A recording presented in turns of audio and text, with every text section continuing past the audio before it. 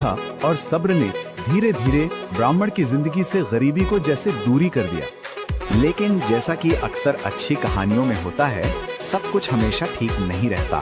ये शांति, ये खुशहाली ज्यादा दिन नहीं टिकने वाली थी। कहानी में अब एक मोड़ आता है। हुआ ये कि ब्राह्मण को किसी जरूरी काम से गांव से बाहर जाना पड़ा, तो उन्होंने ये जिम्मेदारी अपने बेटे को सौंप दी।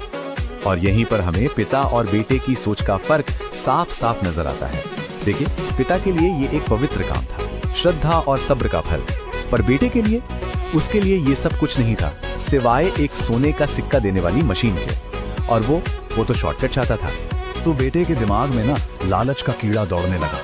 वो सोचने लगा, अरे रोज रोज एक सिक्के का इंतजार कौन करे, पक्का इस बिल के अंदर तो सोने के सिक्कों का पूरा खजाना होगा। और बस इसी एक सोच ने उसकी अक्ल पर जैसे पर्दा डाल दिया। और इस लालची सोच का जो अंजाम हुआ, वो बहुत बहुत ही भयानक था। ये वो कीमत थी जो सब्र न रखने और लालच करने की वजह से चुकानी पड़ी। तो अगले दिन क्या हुआ? जैसे ही वो सर्प दूध पीने के लिए बिल से बाहर आया, बेटे ने इंतजार नहीं किया। उसने सीधा एक लाठी से उस पर जोरदार हमला कर दिया। पर उसका वार जानलेवा नहीं था। सर्प उस हमले में मरा नहीं, बल्कि गुस्से से भर गया। और बस इस हमले से बौखलाकर उसने तुरंत पलटा और ब्राह्मण के बेटे को अपने जहरीले दांतों से डस लिया।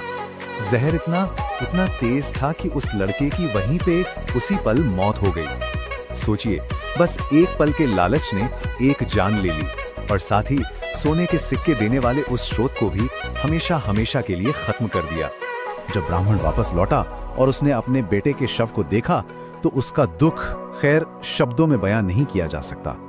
लेकिन उस गहरे दुख के साथ साथ ना, कहानी का जो सबक था, वो भी उसके सामने शीशे की तरह साफ हो गया था। एक ऐसा सबक जो सदियों से हम सुनते आ रहे हैं। तो क्या था वो सबक? कहानी की हर एक घटना, हर एक मोड़ हमें एक ही सच्चाई की तरफ ले जाता है कि लालच का फल कभी भी मीठा नहीं होता। जो चीज सब्र से मिलती है, उसे जल्दबाजी में छीनने की कोशिश हमेशा बहुत भारी पड़ती है। असल में देखें तो लालच सिर्फ एक बुरी आदत नहीं है, ये एक तबाही मचाने वाली ताकत है। ज्यादा और ज्यादा पाने की इस अंधी दौड़ में इंसान न सिर्फ अपने आने वाले कल की संभावनाओं को खत्म कर देता है, बल्कि कई बार तो वो सब कुछ गवा देता है जो उसके पास होता है, यहाँ तक कि अपनी जान भी।